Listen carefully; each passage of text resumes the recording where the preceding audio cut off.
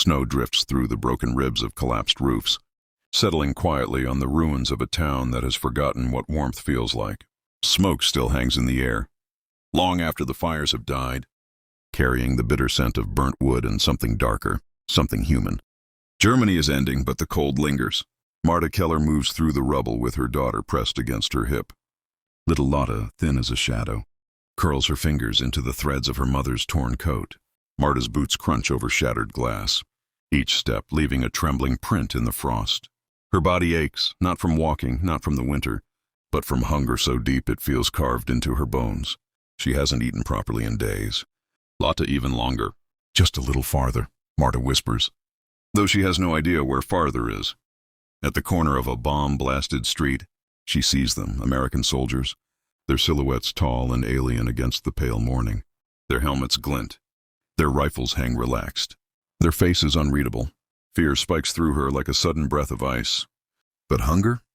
Hunger is stronger. Marta steps forward, hands trembling, heart racing. And she begs. The approach? The Americans turn when they hear the crunch of her boots. One of them raises his hand, not to threaten, but to signal his comrades. Marta freezes. Lotta buries her face against her mother's stomach, small fingers clutching fabric that offers no safety. Snow collects in Marta's hair as she forces herself to speak. Bit of food. The word breaks halfway out of her mouth, as fragile as her hope. The tallest soldier steps forward. His face is young, shockingly young, cheeks still round with the softness of someone who, months ago, might have been delivering milk or fixing bicycles back home. His rifle is slung over his shoulder, untouched. He stops a few feet from her, studying her with an expression Marta doesn't recognize.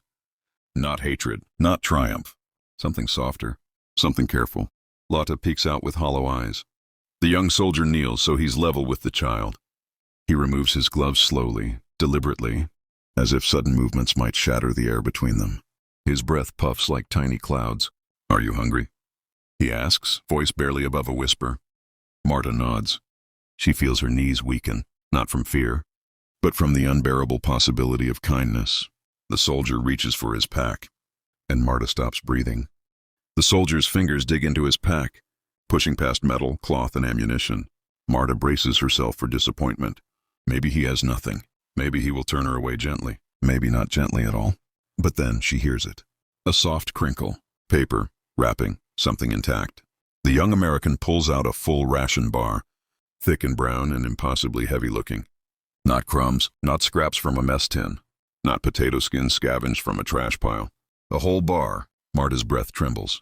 Her mouth waters so suddenly it hurts. Lotta's eyes widen, pupils dilating as if her body remembers what hunger should feel like.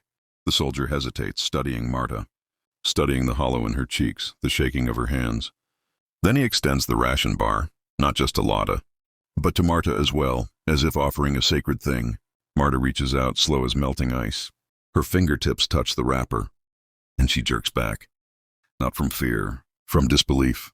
No American she has imagined, not the monsters from German radio, not the brutes from the posters, would offer food. They were supposed to spit on her, strike her, mock her. Yet here he stands, offering life. Marta finally wraps her fingers around the bar, and her whole world tilts. Marta stares at the ration bar in her trembling hands as if it might disappear.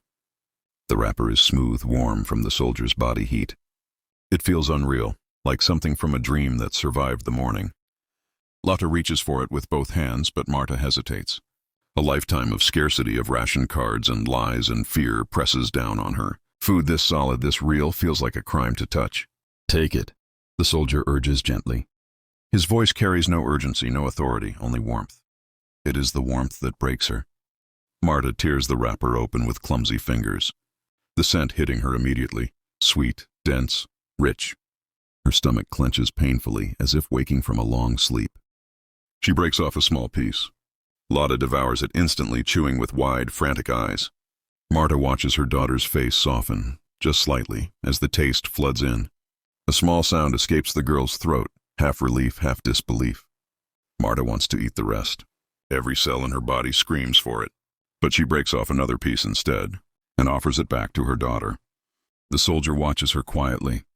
You should eat, he murmurs. Marta swallows hard. I can wait, she whispers. but she is shaking. The soldier watches Marta pass every crumb to her daughter, and something inside him tightens. He stands slowly, brushing snow from his knees, and reaches back into his pack.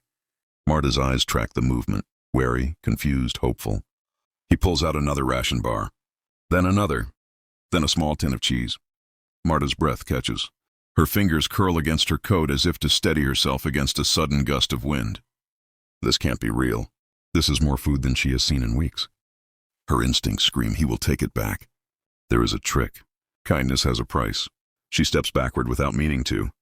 But the soldier doesn't follow. Instead, he places the food carefully on a broken section of wall beside her, as if approaching a frightened animal. He motions gently, palms open. "For you," he says. "Not for the child. Not in exchange for anything. For her." Marta's eyes burn. Tears threaten, hot enough to shame her. She bites her lip until she tastes blood, not from pain, but from the overwhelming weight of receiving something she never expected. Dignity. Lotta tugs her sleeve. "Mama, can we keep it?" Marta nods slowly. But inside, her world is unraveling. Marta gathers the food with hands that no longer feel like they belong to her. The metal tin is cold. The ration bar is heavy, so heavy. It feels like she's lifting stones rather than nourishment. Lotta clutches her skirt with one hand and the opened bar with the other, crumbs dusting her fingers like tiny grains of hope.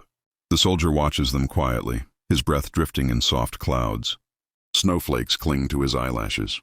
He looks nothing like the beasts described in German broadcasts. No snarling murderer, no cruel invader, just a tired young man with kindness in his posture and winter in his eyes. Marta's voice cracks when she finally speaks. Why are you helping us?" The soldier shrugs, but not carelessly, more like he doesn't know how to shape the truth into words. "No one should starve," he says simply. "War's over. People need to live again." Live again. The phrase hits her like a physical blow. Germany is rubble, ash, hunger. How does one live again after that? A gust of wind whistles through the ruins, carrying the echo of distant artillery, fading, like a storm drifting out to sea. Marta lowers her eyes. "Thank you," she whispers. But gratitude feels heavier than hunger.